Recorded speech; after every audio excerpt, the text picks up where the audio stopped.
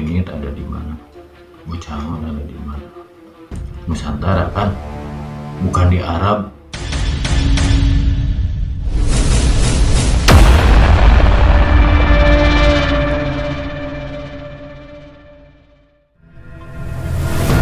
Assalamualaikum warahmatullahi wabarakatuh. Sampurasun kasadayana.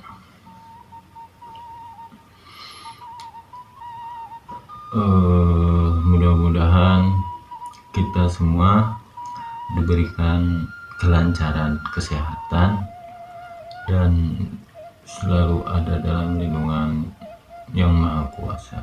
Amin amin ya rabbal alamin. Baik pemirsa, untuk kesempatan kali ini saya ingin membahas tentang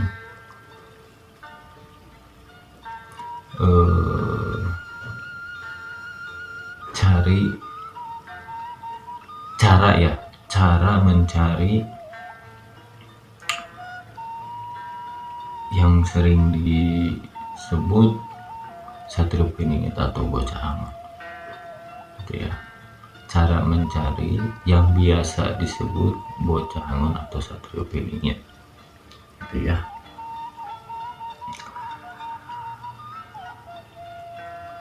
Yang pertama yang harus kita cari yaitu tanda-tanda alam, terus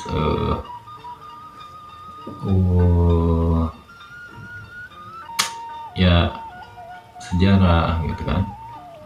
Bisa dari Ungga Wangsit kalau Bocah Angon gitu kan. Satrio Piningit bisa di Jangka Jayabaya gitu. Nah, apa yang harus dicari gitu, ciri-cirinya tuh, cara mengenalinya bagaimana gitu ya.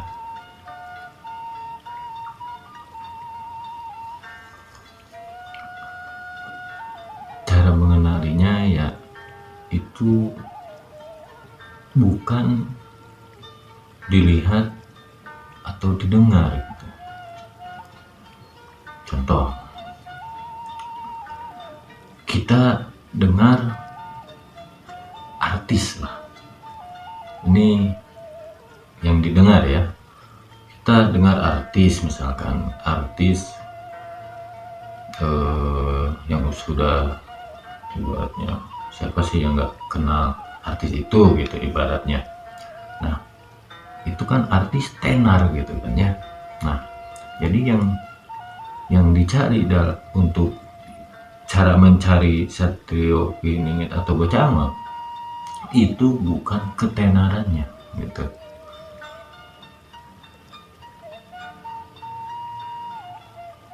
Kalau mencari manusianya ya, bukan ketenarannya gitu.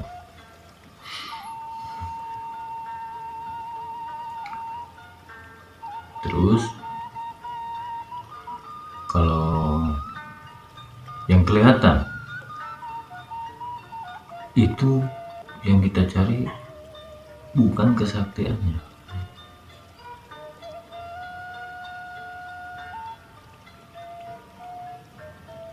gitu kan. Jadi bukan kesaktian yang kita cari dalam diri Satrio Piningit atau Bocah Angon. Karena hakikat seorang manusia itu nggak ada manusia yang sakti.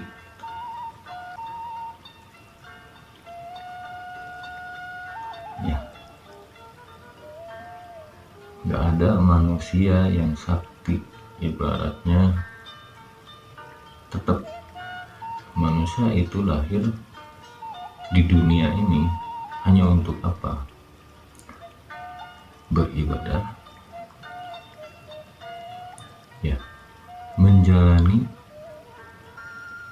kita sebagai manusia, sebagai wayangnya dalang gitu kan. Mau digini ikut, dibeginikan ikut, itu sebagai manusia.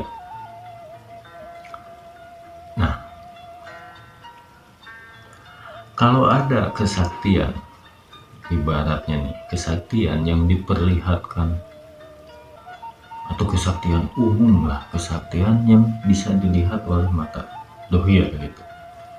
Contoh kan banyak video yang menyebutkan ilmu laduni, ada yang mau nyerang, mendadak orang tersebut menjadi seperti patung gitu. Nah itu kan, nah itu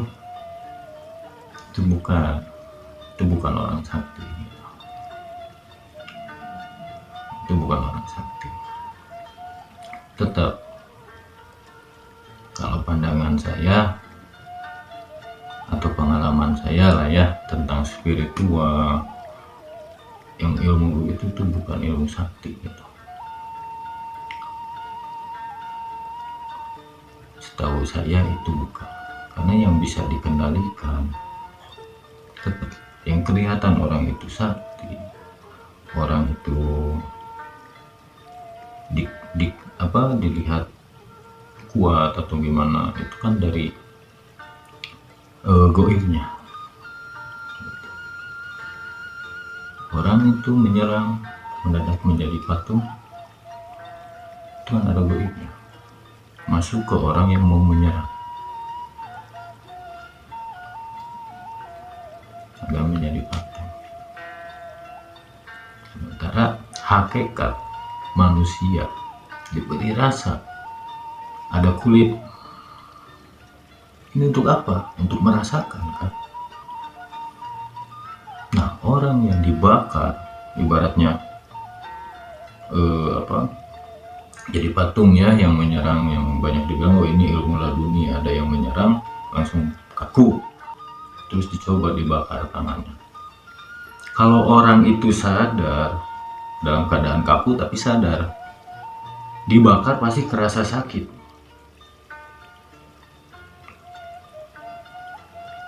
Karena manusia. Coba dipikir lagi,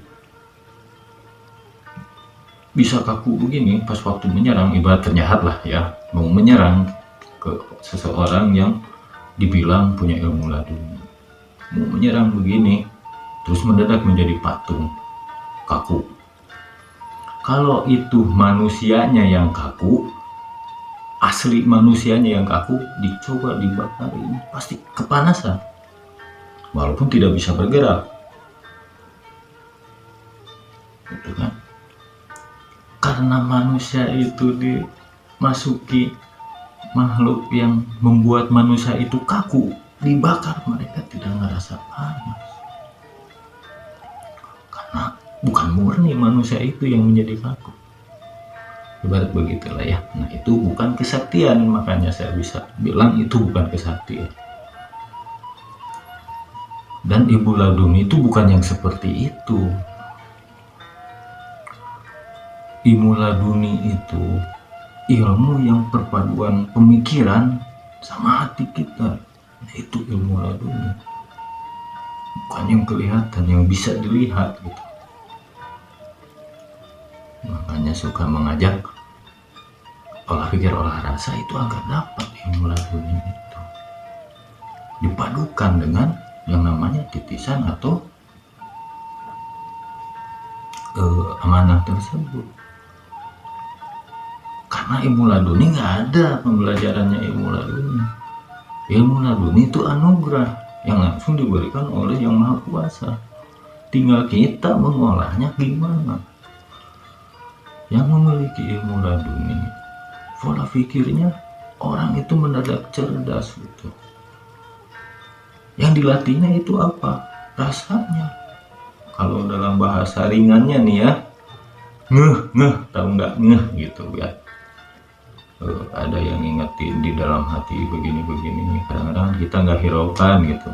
Nah itunya gitu, biar kita ngeh dengan apa yang dikatakan dalam hati ini gitu. Itu ilmu laduni gitu, penjelasan tentang ilmu laduni itu begitu gitu. Ya mungkin kedepannya saya bahas lah ya yang lebih jelas lagi tentang ilmu laduni, biar tidak dibodohi gitu, bahwa ilmu laduni itu tidak dilihat oleh mata, tidak bisa dilihat oleh mata gitu ya, tapi dengan rasa, itu ilmu laduni. Kesaktian seseorang bukan dilihat dari mata, tapi dirasakan. Ya, nanti saya kasih penjelasan lagi. Makanya tentang mencari Satrio Piningit atau Bocah Angon, kita jangan melihat ketenarannya, kesaktiannya, bukan itu yang dicari gitu kan. Karena sejatinya Satrio Piningit atau Bocah Angon tenar, terkenal, memiliki kesaktian, jelas memiliki, tapi bukan di alam manusia. Di alam sana terkenalnya, dan kesaktiannya itu di alam sana.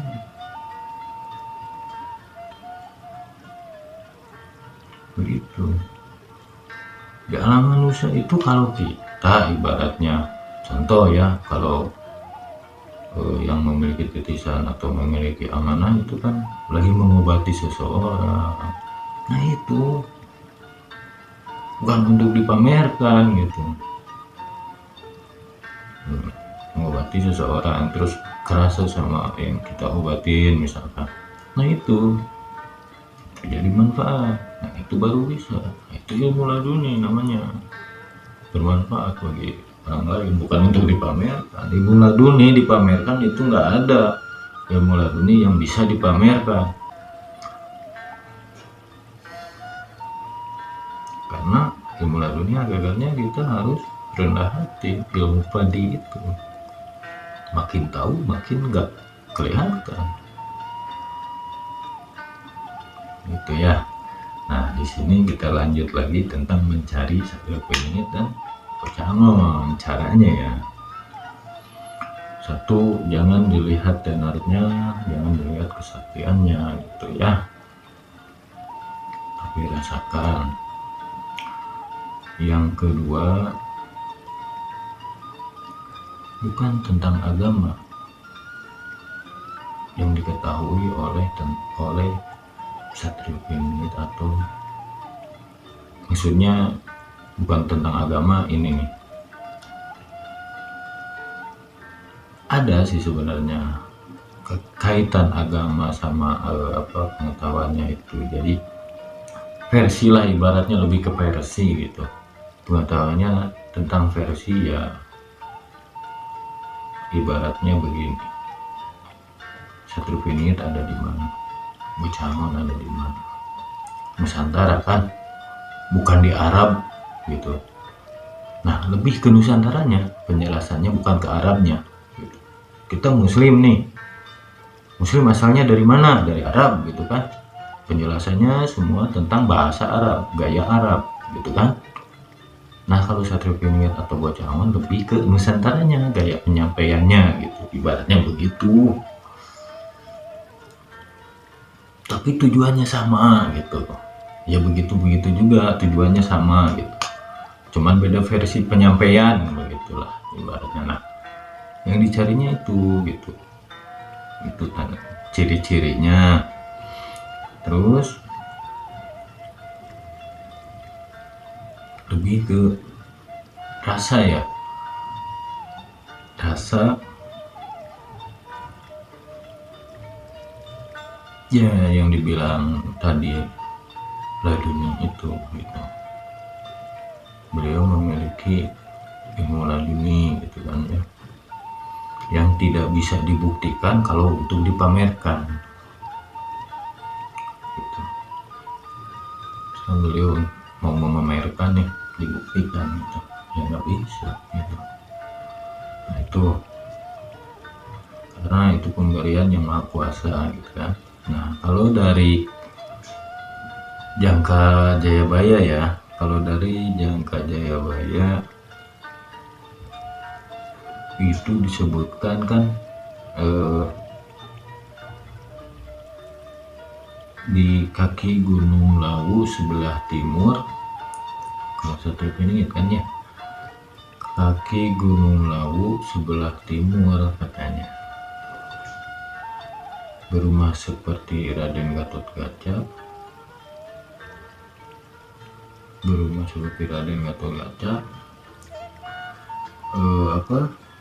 seperti burung merpati susun 3 gitu kan ya rumahnya.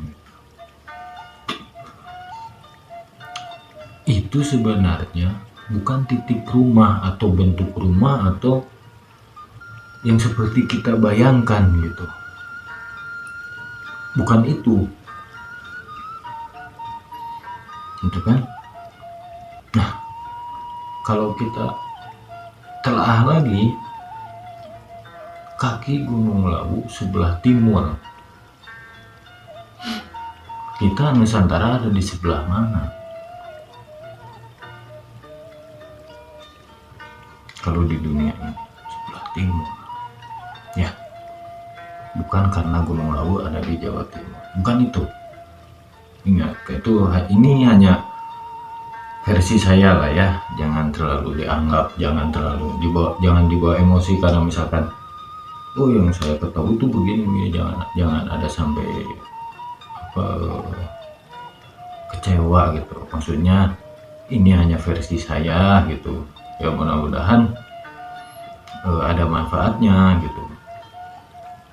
Kalau hasil telaah saya, versi saya tuh begini, kaki Gunung Lawu sebelah timur itu karena kita sebagai warga negara atau anak bangsa Nusantara ini berada di sebelah timur gitu kan. Nah, terus yang disebut rumah seperti rumah Gatot Kaca itu kan filosofi apa? Filosofi karena Nusantara ini kuat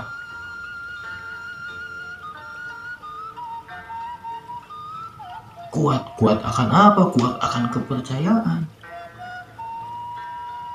Raden Gatot Kaca kan filosofinya kuat buat kawat tulang besi, tulang baja ya.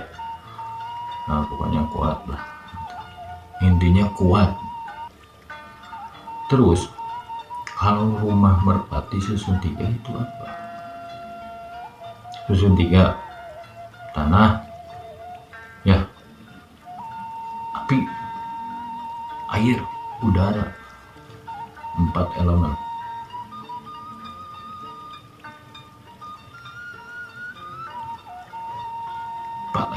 Itu disatukan. Pusatnya ada di mana? Ya di Nusantara ini.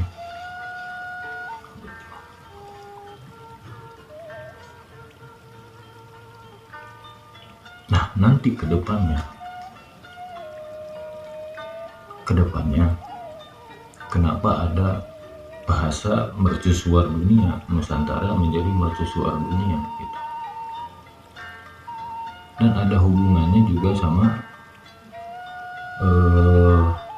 anak-anak yang menjadi bapak, banyak anak yang sudah menjadi bapak gitu.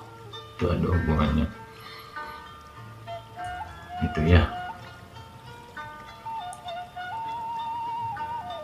Anak-anak yang menjadi bapak itu ibaratnya pondasi. Anak-anak ini belajar tentang ilmu budi, belajar tentang alam, belajar segalanya yang ada, ibaratnya tradisi atau budaya yang ada di Nusantara ini. Kenapa nggak orang tua gitu? Kalau orang tua ibaratnya masanya sedikit. Kenapa masa sedikit? Ibaratnya gini, orang tua umur 40 atau 50 lah ya, mereka misalkan belajar tentang alam ini. Nah, mau diturunkannya nanti ke siapa? Ke anak-anak muda gitu ibaratnya. Tapi kan masa mereka berbagi itu sedikit waktunya, karena hakikat manusia hidup rata-rata di dunia ini kurang lebih 60 tahun. Gak banyak, belum waktu belajarnya, belum waktu membagikannya, kan itu butuh waktu lama. Nah di situ makanya di dalam unggah dan dalam Jangka Jayabaya disebutkan juga gitu. Sama banyak anak-anak yang menjadi bapak sama gitu. Nah tujuannya itu Nusantara regenerasi gitu, jadi anak muda ini belajar. Nah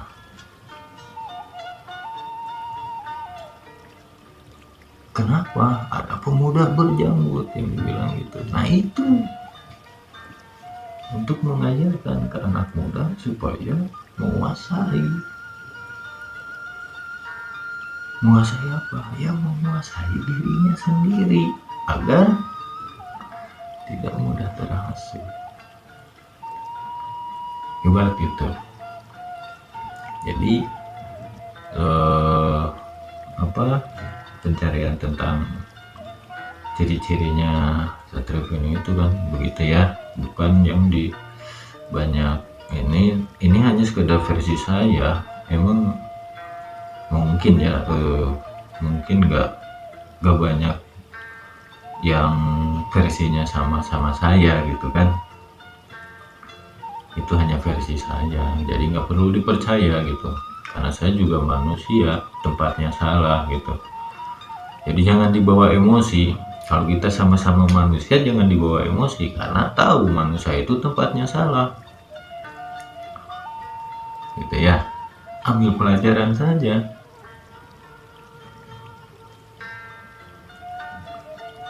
Nah karena kalau lebih dalam lagi nih ya, ini waktunya akan panjang gitu. Paling saya bagi dua lah ini videonya, saya bagi dua. Tadi hanya baru sampai rumah Raden Gatotkaca susun 3 seperti Merapi gitu kan ya. Nah elemen-elemen 4 unsur tanah 4 unsur alam itu yang disebut rumah susun 3 plus merpatinya itu 4 unsur alam, bumi, air, ya, angin, api gitu kan ya. Nah itu 4 unsur alam, rumah susun 3 agar apa? Jadi kalau itu kita kuasai 4 unsur alam ini, Nusantara ini kuat, tempat tinggal kita ini kuat. Itu rumah susun 3 tuh. Yang membangunnya siapa? Ya Satria Pening ini. Dengan cara apa? Dengan cara membangun akhlak manusia, pengetahuan manusia. Supaya apa? Supaya mengerti tentang arti ilmu budi pekerti. Akhirnya nanti silih asa, silih asi, silih asu. Jangan jauh, cari jawaban ada di dalam diri kita sendiri. Cara mencari jawaban dalam diri kita sendiri, makanya berlatih olah pikir dan olah rasa. Itu cara melatih olah pikir dan olah rasa itu gimana? Yang saya bilang ilmu lebak cawene. Belajar dari dasar, jangan ngerasa kita itu jago, kita itu udah tinggi, tetap dasar itu lebaknya dasar itu kan, mendasari diri kita itu. Kalau tarekatnya dasarnya itu 40 hari 40 hari itu tarekatnya. Kalau hakikatnya apa? Hakikatnya kita belajar ikhlas ridho, itu hakikatnya. Kalau peribahasanya apa? Ya lebak.